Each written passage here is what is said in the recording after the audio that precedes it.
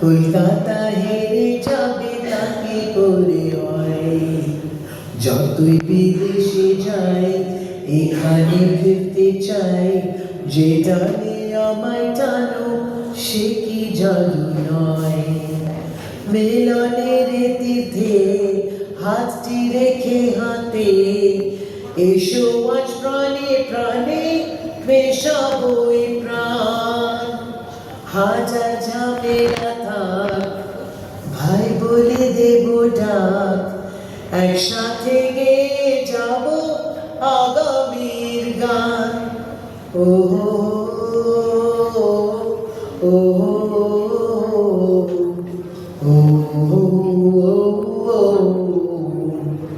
So let's make, and what shall I say, let's keep Kolkata clean, green, unpolluted, justice, safety, security, not just for women, but also for men. Let's work together to bring back. বিরল জন্মগত চোখের ত্রুটির কারণে কয়েক দশক ধরে দুর্বল দৃষ্টিশক্তির পর ডাক্তার আগরওয়ালের চক্ষু হাসপাতাল ৫১ বছর বয়সী এক ব্যক্তির দৃষ্টিশক্তি ফিরিয়ে দিয়েছে।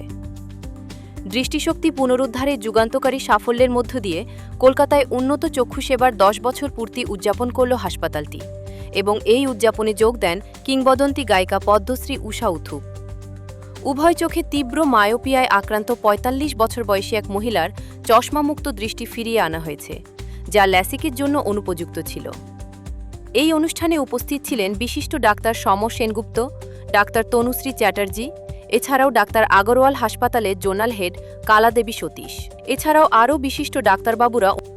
How you always think that no one ঠিক করে দেবে, but it's not like that. You have to make up your mind that there is something wrong, and if you get your diagnosis right, and if you once somebody has diagnosed you, then it's easy to set it right. If you don't diagnose it correctly, you can never set the problem right. For me, in my personal life as well, it's all about realizing what is wrong. And once you get that right, then everything else falls in place. Subsequently, I got my cataract done, both eyes, and after 1 week, of course. And everything is fine. It's absolutely marvelous, except that I still cry a lot. And I advocate crying to everybody because it's a therapy. It's a good thing to cry. And you know, the kind of work that Agarwals are doing is really amazing. It's really amazing. And we need more people like you all to really do this. Let's have a big hand. Come on. கண்ணே கலைமானே தனிமையிலே கண்டேனுனை நானே, அன்னிப்பவனுனை நான் பார்க்கிறேன், ஆண்டவனே இதைதான் கேட்கிறேன். ஆடினாரோ வீணாரிரோ ஆடினாரோ வீணாரிரோ, सुरमई अखियों में नन्हा मुन्ना एक सपना दे जा,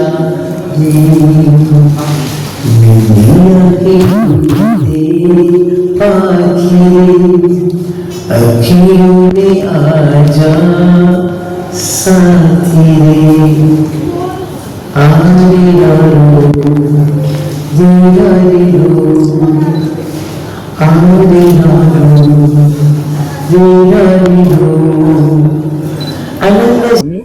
আমি মনে করি কি আমরা 10 বছর যে জার্নিটা যেটা করতে পেরেছি, এটা সবারই সহযোগিতা আছে, সবাই আমাদের হেল্প করেছেন। অনেক পেশেন্ট এসছে যারা অনেক দিন ধরে চিকিৎসা পাচ্ছিল না। যেদিন থেকে আমরা স্টার্ট করেছিলাম আমরা সবাইকে বলেছি, বড় লোক হোক গরিব হোক যেরকম ক্রিটিক্যাল কন্ডিশন হোক সবাই আসুক, কেন আমাদের তো খালি কলকাতাতে হসপিটাল না, প্যান ইন্ডিয়াতে আছে, আফ্রিকাতে প্রায় 295 হসপিটাল আছে, 95।